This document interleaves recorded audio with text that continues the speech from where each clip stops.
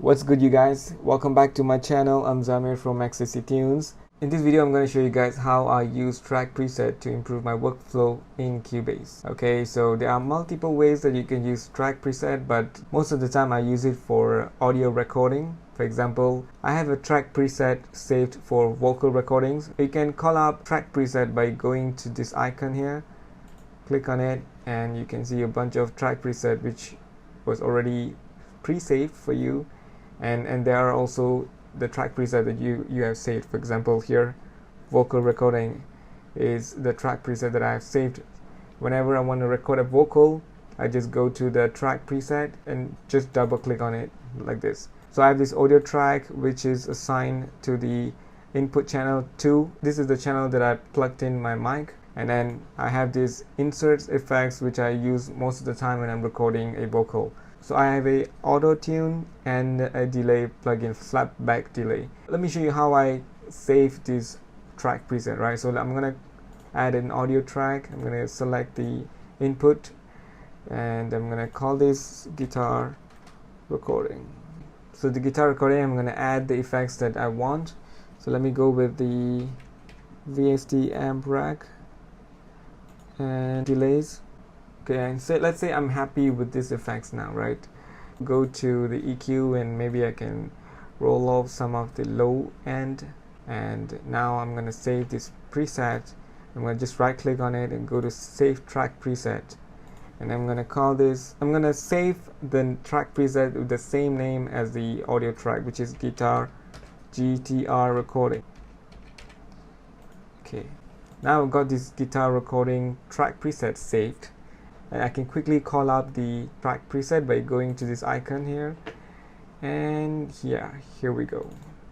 I'll just double click on it and I got another track which has the same effects on it, and the channel settings EQ is also already saved.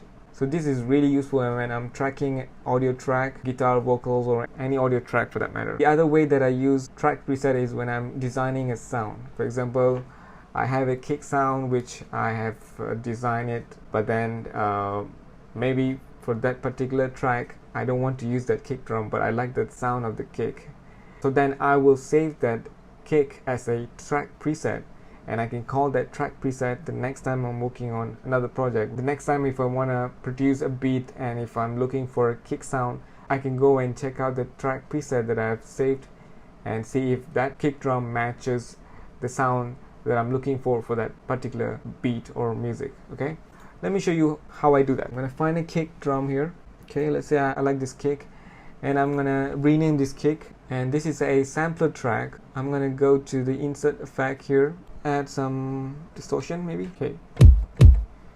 Okay, and I'm gonna add some soft clipper as well. Now I'm gonna go to the filter section here, and I'm gonna select whichever filter I want. And now let's say I like this kick drum, right? I'm gonna go and do the same thing. I'm gonna save this track preset, but for the sampler track we get more of these options here where you can add the category, character, rating, style, and so on. Okay, so let's go ahead and fill that up.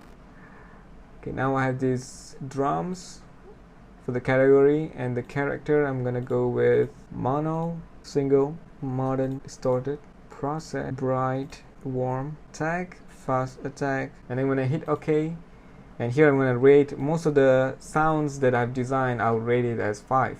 The style, I'm going to go with urban hip hop. Okay, subcategory, I'm going to go to drum, select the kick drum, and for the sub style I'm going to go to urban hip hop, and I'm going to go with rap hip hop, and I'm going to name this track preset. I'm going to name it as the same as the audio track's name.